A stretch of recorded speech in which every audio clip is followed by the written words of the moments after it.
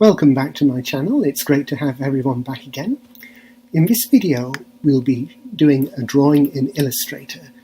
The same drawing we did previously in Photoshop, now we'll see how to do it in Adobe Illustrator, which is a completely different kind of program, a vector-based drawing application rather than a raster pixel-based application, which is what Photoshop is.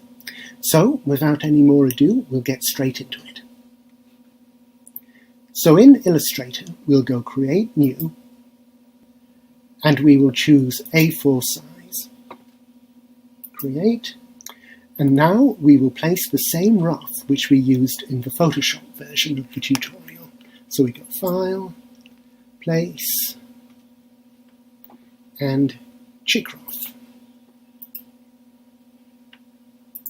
Click on it to place it, then we will use the Shift button and drag to resize that rough until it's the desired size.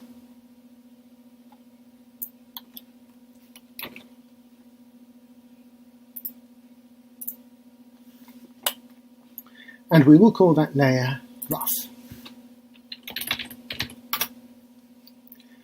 Now we will create a new layer on top of that.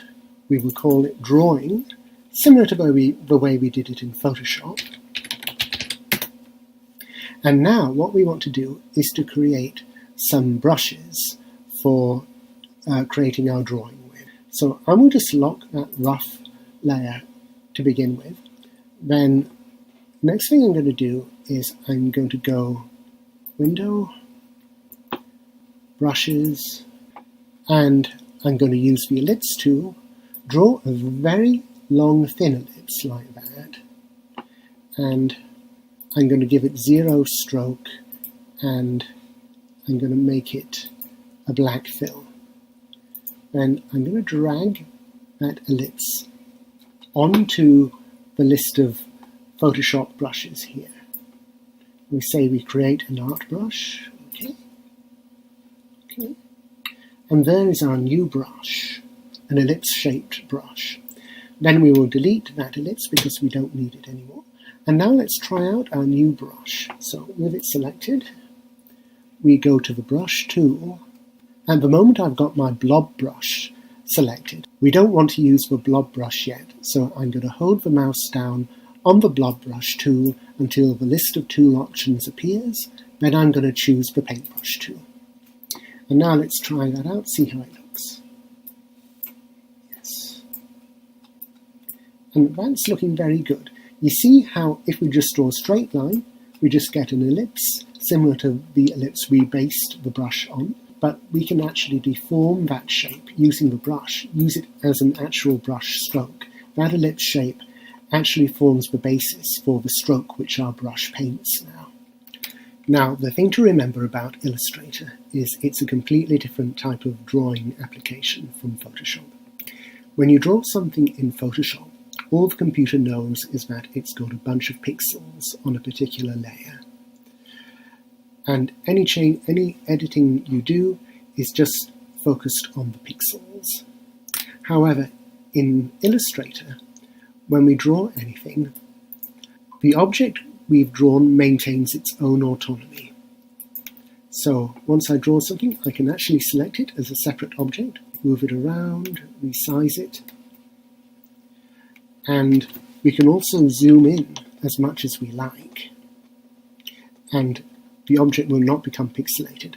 And that's because the way information is stored in Illustrator is completely different from the way it's stored in Photoshop.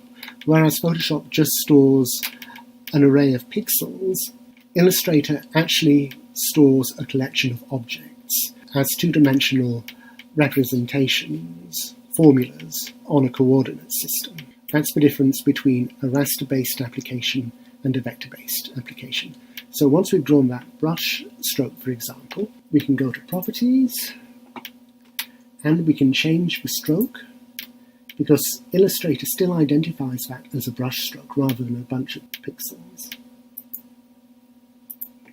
We can make it shorter, make it thinner, whatever we like. And that is something you cannot do in Photoshop.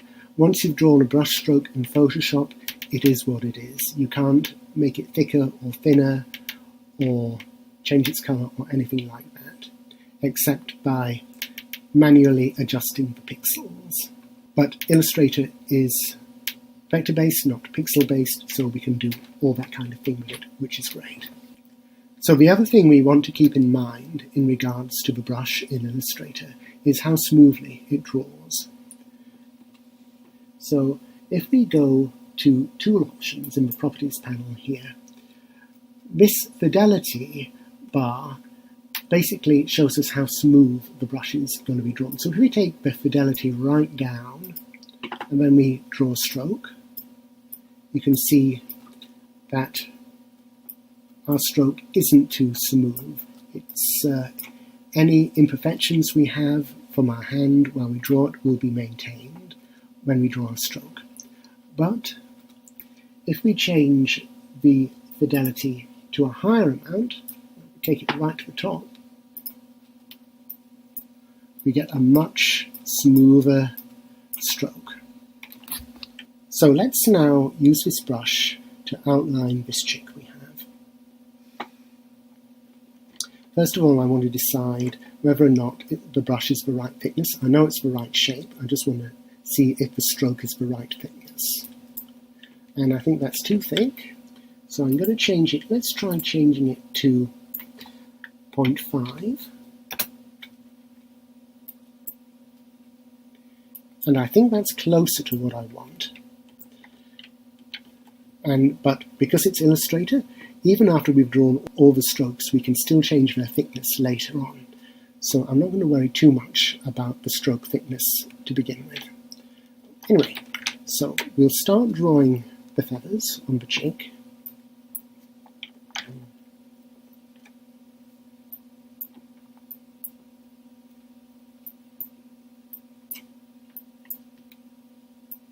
And I think I might have to thicken this brush a bit later on, but won't worry too much about it to begin with.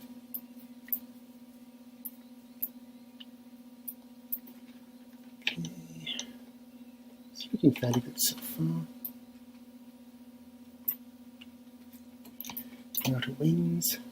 We can draw lovely smooth sharp strokes because we've got smooth set to a high level, fidelity set to a smooth level rather. Brushes, wings over here.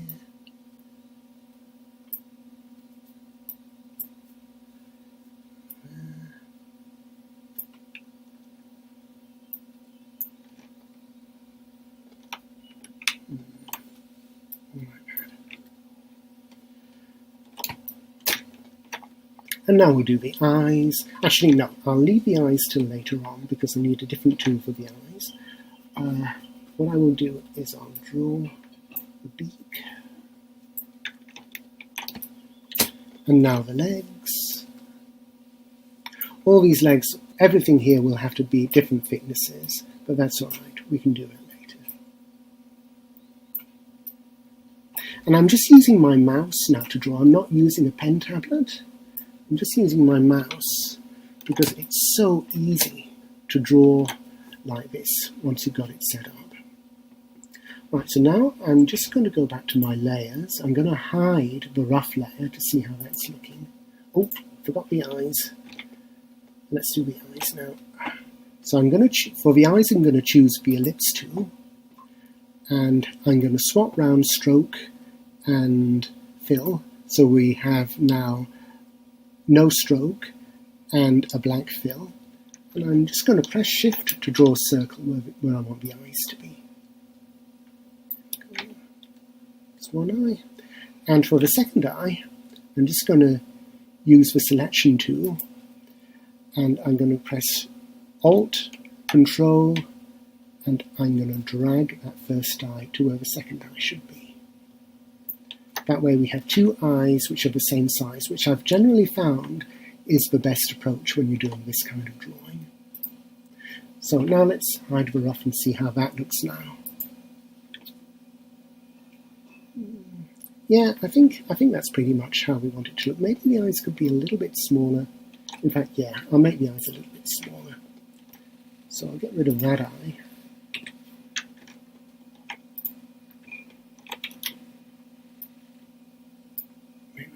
just a little bit smaller. It's amazing just how much difference that little bit can make. So again, Control and Alt, drag. There we go. Yes, so I think that's looking good.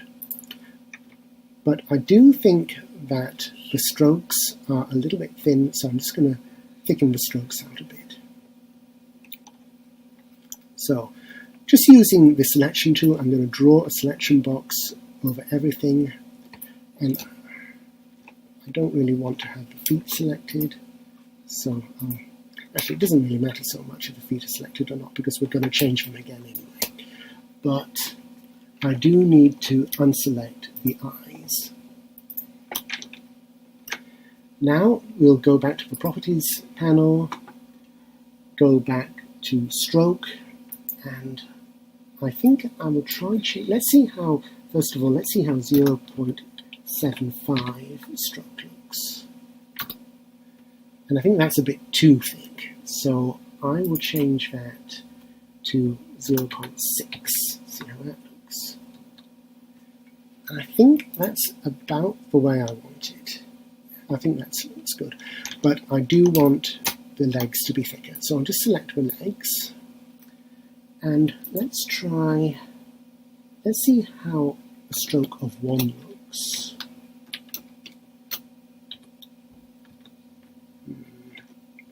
A little bit too thick, I think. Let's try 0.5, 0.75.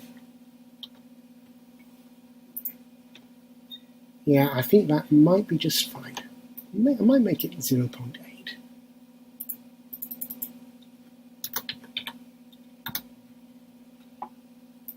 Good. I think that's how we want it. So now I'm going to go back to the layers, and I'm going to now add a new layer below the drawing layer and above the rough layer, and I'm going to rename that layer to Painting. And now I'm going to switch from using the Paintbrush tool to the Blob Brush tool. Now the reason we're using the Blob Brush tool is that it can be used to paint a big contiguous area of colour, and it paints it as one simple object. Whereas if you tried doing that just using the Paintbrush tool, you'd end up with a very mathematically complex object, which probably would cause you a lot of problems later on. But the Blob Brush is very simple. You can just paint a big area of any amorphous shape and go to select that with the selection tool. You can see, if we select the direct selection tool, you can see that we just have selection points on the outside of the Blob Brush. Whereas if we had done that painting just with the paintbrush, we would have ended up with a much more complex object. So, with the Blob Brush tool selected, I'm now going to choose a pale yellow. Let's see. I think that should do us nicely. And I think that's a good size to use. And what we're going to do is we're just going to zoom in, and I'm going to lock the drawing layer as well, just to protect it. But I'm going to have the paint layer selected, and I'm just going to paint onto the paint layer.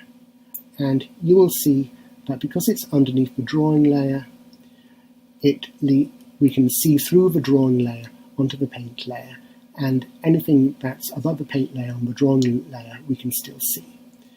Now, so what we're doing now is, if we want to go right to the edge to have a black line on a black outline, all we have to do is just paint over the perimeter of that black brush stroke, but not out into the white space beyond.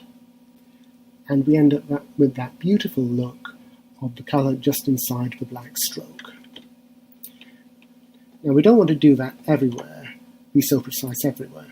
For example, here we've got a bunch of unconnected strokes, so we can be a lot more random there.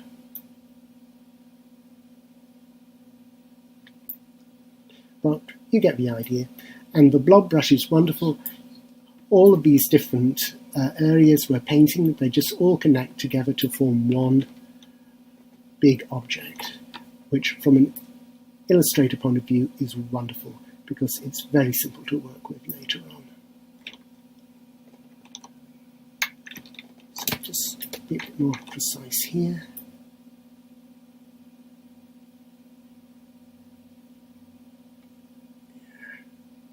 More precise there.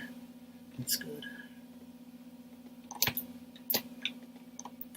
I think maybe this yellow has a little bit too much green in it. I might change that colour afterwards. And again, that's one of the amazing things of Illustrator. Once you've done things, you can just select them as an object and change the attributes of that object, something you can't do in Photoshop.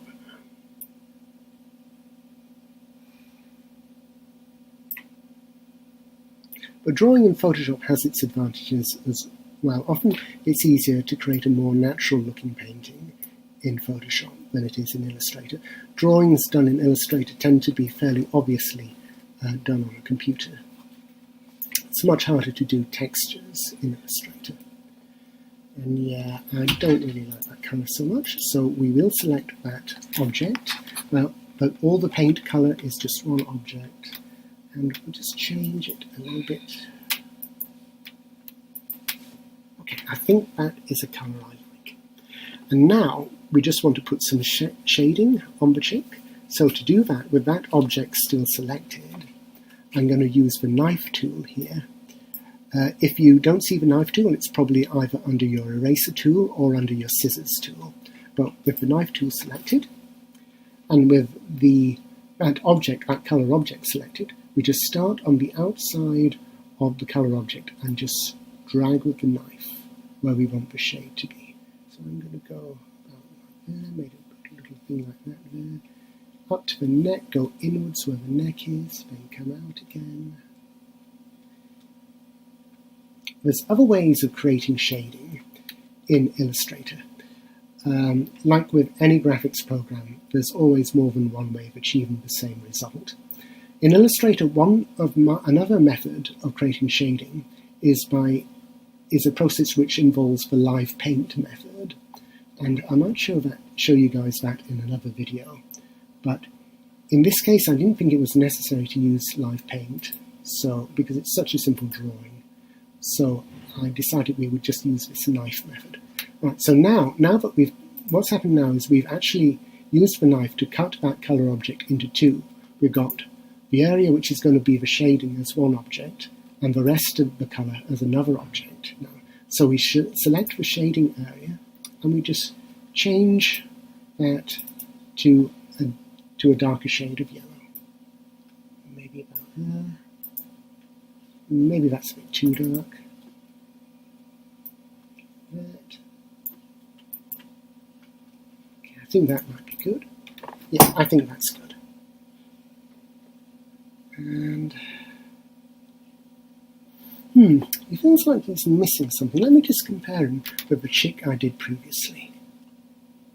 So I wasn't quite happy with the way the chick was looking. I changed the stroke of his feathers back to 0.75, and I changed the stroke of his legs to 0.9. I felt that gave a more solid appearance to him. So now we'll just draw the shadow. So we go back to the Layers panel, create a shadow layer,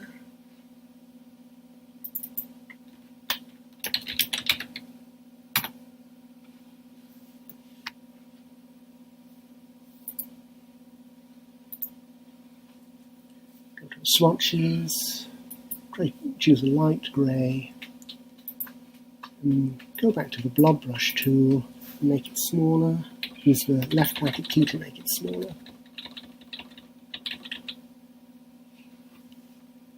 And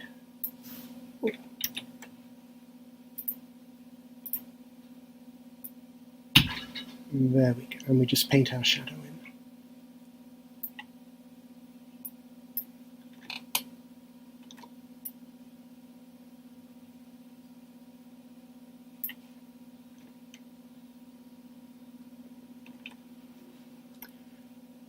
And if you don't like an area, you can use the Illustrator eraser tool, which is also a vector tool. And and just erase an area. And basically what that tool is doing, rather than erasing pixels, what the Illustrator eraser tool is doing is it is altering the mathematical formula for that particular shape. So there's our chick done. Now what we might do is I think we might just compare it with the Photoshop chick which we did earlier. So we'll go place,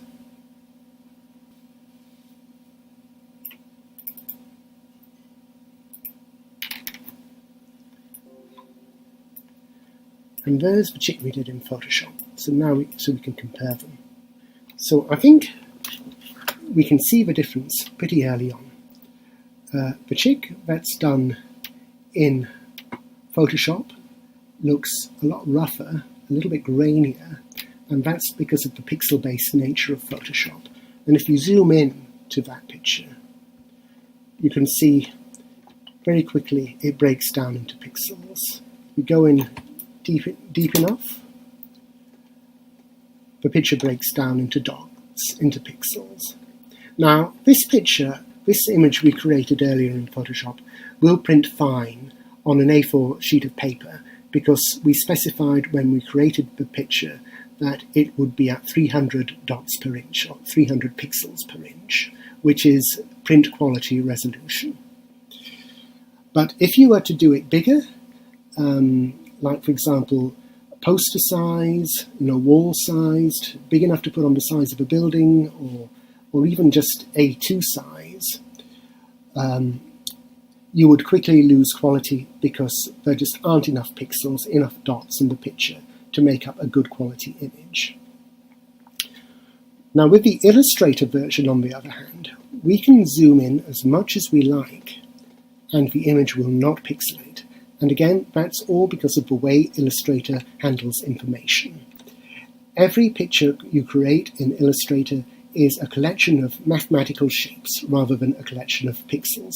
So when you zoom in or when you print a picture, no matter how big it is, the computer is recalculating how to draw those shapes rather than just drawing pixels bigger and bigger. So fundamental difference in the way pictures are represented in two different programs. And this also has implications on the style that we are rendering.